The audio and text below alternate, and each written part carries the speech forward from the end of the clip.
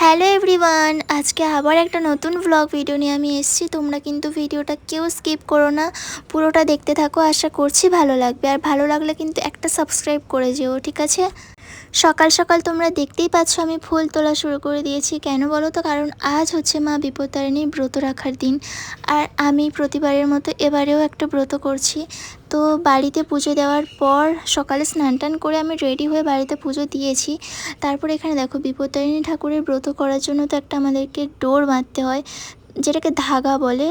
তো সেই ডোরটা বাঁধার জন্য তোমরা তো জানোই কী কী লাগে। আর এখানে আমি সেই ডোরটা বাঁধছি, আর সেটার জন্য আমি 13টা করে দূর বানিয়েছি, আর ফুল আর বেলপাতা।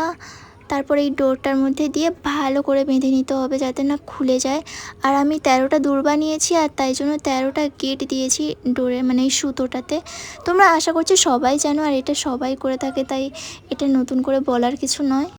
শ্রাবণ মাস এলেই কিন্তু আমাদের পুজো পার্বণ শুরু হয়ে যায়। আর প্রথমেই আমি আমার সবথেকে প্রিয় ঠাকুর যদি বলতে হয়, সেটা হচ্ছে আমার বড় দেবতা, আমার শনি।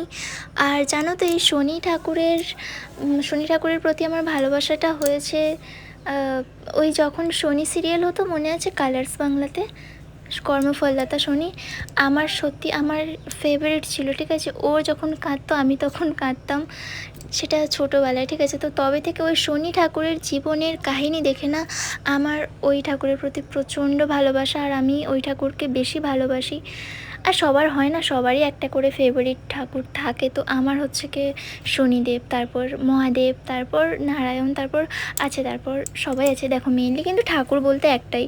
তো যাই হোক, ছাড়ো। এখানে আমি একটা ডোর তো বেঁধেই নিয়েছি। তারপর দেখো, ভাবলাম একটু আলতা তো পরতেই হয়, তাই আমি আলতা পরে নিয়েছি। আর আলতা পরার পর নুপুরও পরে নিয়েছি, আর এখানে ফাইনালি রেডি। আর চুল দেখো না, আমার এই চুল নিয়ে আমি সত্যি পাগল হয়ে যাব। এই সামনের দুটো চুল এমন একটা হয়ে থাকে না, মানে কোনো দিকেই যায় না, না এপাশে নয় ওপাশে, দুপাশে এরকম ঝুলে থাকে। আর এটাকে একটা স্টাইল করতে হয়েছে বাধ্য হয়ে। আর যতবার আমি ভাবি এখানে কাটবো না, ততবারই আমি কেটে ফেলি। এটা আমার কি বলে, খারাপ অভ্যাস। যাই হোক, তো এখন আমি রেডি হয়ে গেছি, আর দেখো রাস্তায় চলে এসেছি। গুটি গুটি পায়ে আমি এগিয়ে চলেছি মন্দিরের দিকে। আর এখানে এসে দেখো সিধা দিয়ে দিয়েছি। আর এখানে এই হচ্ছে মন্দির। এই বট গাছটা দেখো গাইস, মানে ওই বট গাছের ঝুড়ি হয় না, ঝুড়িগুলো পড়ে পড়ে গাছ হয়ে গেছে বড় বড়। যাই হোক, তো এখানে দেখো ঠাকুরমশাই চলে এসেছে, আর এই যে হচ্ছে আমাদের মায়ের মূর্তি। আর এখানে রেডি হয়ে গেছি আমি। আর এখানে দেখো পুষ্পাঞ্জলি দেবো, তাই জন্য এখানে চন্দন দিয়ে দিচ্ছে আমাদের কপালে।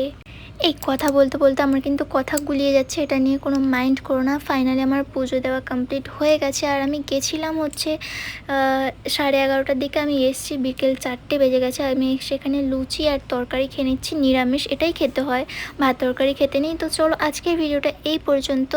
আশা করছি তোমাদের ভালো লেগেছে, আর তোমাদের ভালো লাগলে কিন্তু সাবস্ক্রাইব করে যেও। টাটা, বাই বাই, দেখা হচ্ছে পরের ভিডিওতে। ততক্ষণ তোমরা ভালো থেকো। আর তোমরা কারা কারা এই ব্রত করলে কমেন্টে জানিও। টাটা।